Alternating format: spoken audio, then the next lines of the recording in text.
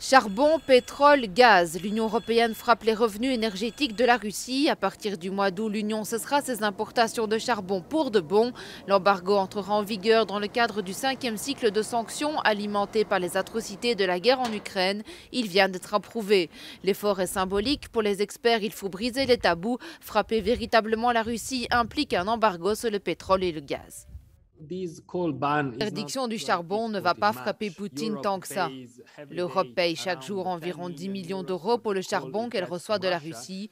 D'un autre côté, elle paye 850 millions d'euros par jour pour le pétrole et le gaz qu'elle obtient de la Russie.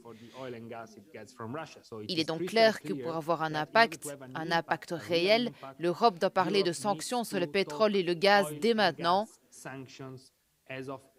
C'est là que nous devons frapper Poutine, c'est là que se trouvent ses intérêts économiques. Un gel total des avoirs de 4 banques russes fait également partie de la nouvelle salve de sanctions. Les navires battant pavillon russe ne pourront pas entrer dans les ports européens et les camions immatriculés en Russie et en Biélorussie ne seront autorisés à circuler dans l'Union que s'ils transportent de la nourriture, de l'aide humanitaire, des médicaments et de l'énergie, un secteur que l'Ukraine considère comme essentiel pour freiner la volonté de guerre de Poutine.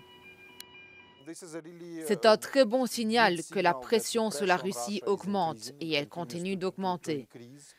Bien sûr, notre demande à nos partenaires, en particulier en Europe, est très claire. Nous voulons réduire les sources de financement de la guerre par la Russie. Et la Russie reçoit environ un tiers de ses revenus publics et de ses budgets de l'exportation du pétrole.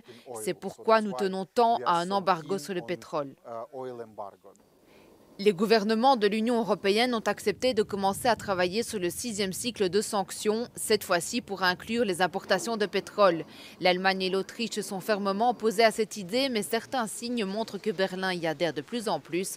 La Hongrie, en revanche, s'y oppose ouvertement.